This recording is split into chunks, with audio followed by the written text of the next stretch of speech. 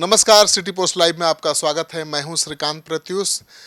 आपको पता है कि पूरे देश भर में जो संशोधन हुआ है वक्फ बिल में, उसको लेकर चर्चा छिड़ी हुई है, बहस छिड़ी हुई है। वैसे में बिहार के वक्फ बोर्ड की क्या तैयारी है, बिहार में उसकी संपत्तियों को सहेजने के लिए, इंक्रोचमेंट से बचाने के लिए मेरे साथ हैं वक्फ बोर्ड के चेयरमैन। आपका स्वागत है सिटी पोस्ट में। अभी तो पूरे देश भर में जो कानून में संशोधन हुआ है उसको लेकर बवाल मचा हुआ है। बिहार पर क्या इम्पैक्ट है?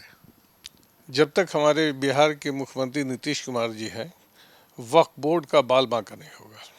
और वह वक्फ बोर्ड का जो सुरक्षा संवर्धन जो हमारे माननीय मुख्यमंत्री जी ने किया है, पूरे देश में किसी मुख्यमंत्री ने नहीं किया है। 9,000 कब्रिस्तान की घेराबंदी हमारे मुख्यमंत्री आदरणीय नीतीश कुमार जी ने करवाया है।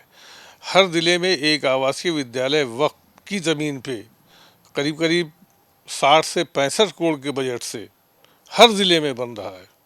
हर ज़िले में एक आवासीय मल्टीपर्पज़ बिल्डिंग बनाई जा रही है 9 से 10 करोड़ के बजट से। तो मैं बिहार के हमारे जो नेता हैं, हमारे आदरणीय मुख्यमंत्री हैं, मैं किस तरह से इनका शुक्रिया अदा करूं, हमारे पास शब्द नहीं है कि जो इन्होंने वक्फ की सुरक्षा, संवर्धन, इंक्रोचमेंट को, चाहे प्रशासनिक हो या जो भी हो, मैंने सैकड़ों एकड़ ज़मीन इंक्रोच करवाया है। तो वो जितने भी इंक्रोचर थे उनके ज़रिए मुक्त करा दिया। ये मुक्त करवा दिया। तो आज ये वक्फ आज से 20 साल पहले वाला वक्फ नहीं है। ये वक्फ बहुत आगे निकल चुका है, ये मुख्यमंत्री के आशीर्वाद से, और वक्फ बहुत काम कर रहा है। नीतीश कुमार तो अल्पसंख्यक के लिए बहुत किया। नीतीश कुमार ने फिर नीतीश कुमार जी ने जो अल्पसंख्यकों के लिए किया है, आने वाले सुनहरे अक्षरों में लिखा जाएगा। नीतीश कुमार जी ने अक़लियती समाज के लिए, चाहे ये बगल में नीचे देख रहे होंगे कोचिंग इंस्टीट्यूट चल रहा है, सिपाही की ट्रेनिंग चल रही है, बीपीएससी की का कोचिंग चल रहा है, ये सारी चीज़ें आप देख रहे हो। शायद किसी स्टेट में ये सुविधा नहीं है जो हमारे बिहार स्टेट में है। मुख्यमंत्री इतना किया है अल्पसंख्यकों के लिए, फिर वोट क्यों नहीं मिलता है? ऐसी बात नहीं है कि वोट नहीं मिलता है, वोट मिलता है। इस बार कहा जा रहा है, इस बार कहा संशोधन जो हुआ है कानून में, उसके बाद नाराज हैं, मुस्लिम गोलबंद हैं महागठबंधन के पक्ष में। इस बार मुझे विश्वास है कि हर साल के बनिस्बत इस साल वोट ज़्यादा मिलेगा, और मुझे लग रहा है कि 15 से 20% वोट निश्चित मिलेगा। हो सकता है कि चुनाव आते आते आगे बढ़ भी जाए ये प्रतिशत, इसलिए कि कोई विकल्प नहीं है सिवाय नीतीश कुमार के बिहार में। नीतीश जी हैं तो सब कुछ है, नीतीश नहीं है तो कुछ नहीं है बिहार में। उनके अलावा बिहार को चलाने वाला कोई भी नेता नहीं है। ये तो आप भी समझ सकते हैं, आप एक एंकर हैं, आपको खुद समझ में आता होगा कि नीतीश जी के जैसा मुख्यमंत्री बिहार में कोई दूसरा चेहरा अभी सामने नजर नहीं आ रहा है। अच्छा, बिहार में कई ऐसे मामले आए थे कि किसी गांव के गांव पर पूरा दावा कर दिया गया था, वो सब विवाद सुलझा है या अभी? नहीं, तो वो सब तो एक स्टैंड था, ये आप ही लोगों का, मीडिया वालों का स्टैंड था। अरे भाई, एक छोटी सी जगह है ये फतुहा में, वहाँ वो हमको लगता है कि 8-10 डिसमिल ज़मीन का विवाद था। उसी में कुछ इनक्रोच करके रख लिए थे कुछ लोग, वो 2-4-5 फीट। उस 2-4-5 फीट को जो है तो आज से 100-150 साल पुराना वो वक्फ था। उसमें एक छोटा सा कब्रिस्तान है, छोटा सा इमाम बाड़ा है और छोटी सी मस्जिद है। यही टोटल जो है तो करीब करीब 10-11 डिसमिल में ही वो सारा ये था। उसको तो जो है तो हाईलाइट किया गया, ये जिसके माध्यम से भी किया गया हो, लेकिन आप लोग मीडिया वाले इसको ज़्यादा हाईलाइट किए। हालांकि वक्फ की संपत्ति पर कब्जा तो बहुत अवैध है ही बिहार में। एक्चुअली वहाँ पे मुश्किल से 5 घर तो है ही है। वही जहाँ नहीं, पूरे बिहार में हम बोल रहे पूरे हैं। बिहार की बात तो है कि इंक्रोचमेंट तो है पूरे बिहार नहीं, पूरे हिंदुस्तान में। लेकिन बिहार में हमारे आदरणीय मुख्यमंत्री जी प्रशासन के सहयोग से जितना इंक्रोचमेंट था, उसमें करीब करीब 50% को तो मुक्त करवा लिया है।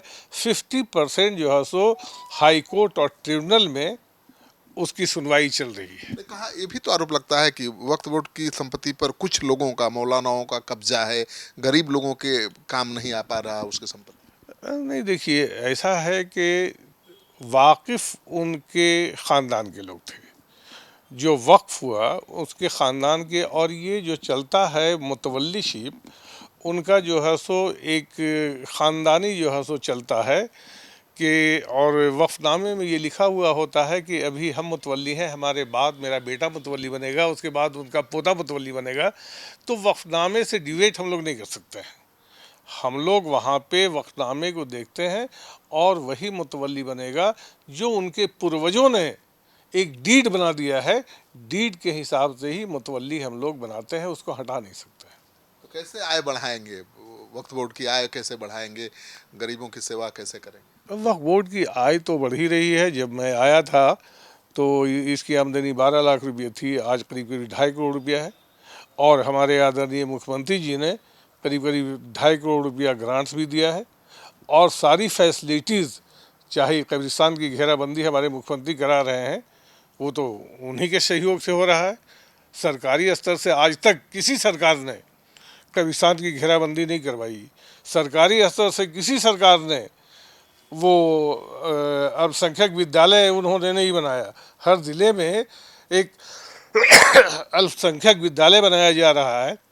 मैंने आपको बतलाया कि 55 से 60 करोड़ के बजट से हर ज़िले में एक मल्टीपर्पज़ बिल्डिंग बहुउद्देशीय भवन बनाई जा रही है, करीब 9 से 10 करोड़ के बजट से। तो सरकार अगर ये चाहेगी कि किसी भी वर्ग, किसी भी समुदाय को के उत्थान के लिए, और हमारे मुख्यमंत्री का ये सोच है कि अक़लियती समाज अगर शिक्षित हो जाएगा तो उसको और किसी भी चीज़ की ज़रूरत नहीं है। उन्होंने अक़लियती समाज को शिक्षा के स्ट्रीम लाइन से जोड़ने का ये काम किया है। और ये हर ज़िले में जब एक अक़लियती विद्यालय हॉस्टल के साथ सारी फैसिलिटीज़, भोजन से लेकर जीविका दीदियों को जो है तो बहुत शानदार भोजन दिया जाता है। 50% हमारी बच्चियाँ आज उस आवासीय विद्यालय में, चाहे किशनगंज हो, दरभंगा हो, और जहाँ भी बनाए जा रहे हैं, पढ़ रही हैं। जाने के बाद इतना अच्छा लगता है, तबीयत खुश हो जाती है। जब क्लासरूम में जाता हूँ और बच्चियों से इंटरेक्शन होता है मेरा, तो बहुत खुशी होती है कि हमारे मुख्यमंत्री ने जो कार्य किया है अक़लियती समाज के लिए, इतना सराहनीय है कि मैं बयान नहीं कर सकता हूँ। कौन सी सबसे बड़ी चुनौती है जिसको आप करना चाहते हैं? सबसे बड़ी चीज़ तो यह है कि जो इंक्रोचमेंट है, ये इंक्रोचमेंट मुक्त हो जाए और सर्वे हो जाए। हमारी जितनी वक्फ की जायदाद है उसका सर्वे अगर हो जाएगा तो सारी समस्या हल हो जाएगी। और ख़ास तौर से एक चुनौती थी कब्रिस्तान की। सारे कब्रिस्तानों की, करीब करीब 75% कब्रिस्तानों की घेराबंदी हमारे मुख्यमंत्री आदरणीय नीतीश कुमार जी ने कर दिया। सबसे बड़ी चुनौती ये थी कब्रिस्तान, तो कब्रिस्तान की घेराबंदी उन्होंने करवा दी। अब शिक्षा लाइन से जोड़ने के लिए अक़लियती समाज को, मुसलमान बच्चों को, उन्होंने हर ज़िले में एक विद्यालय बनाने का काम शुरू कर दिया है।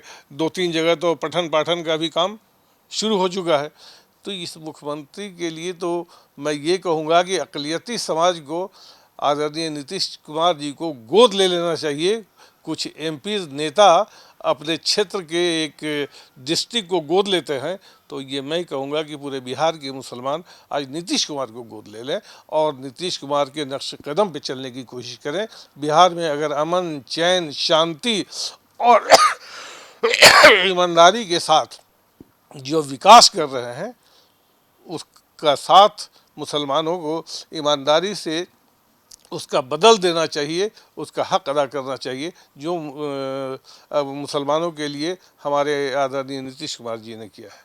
तो आपने सुन लिया, अब तो वक्फ बोर्ड के चेयरमैन ही कह रहे हैं कि भाई मुसलमानों के लिए मुख्यमंत्री नीतीश कुमार ने जितना कुछ किया है, बदले में मुसलमान कुछ भी दे दें तो कम पड़ेगा। यानी उनको गोद ले लें बिहार के मुसलमान और ये तय कर लें कि भाई हमारे नीतीश हैं, हम नीतीश के हैं।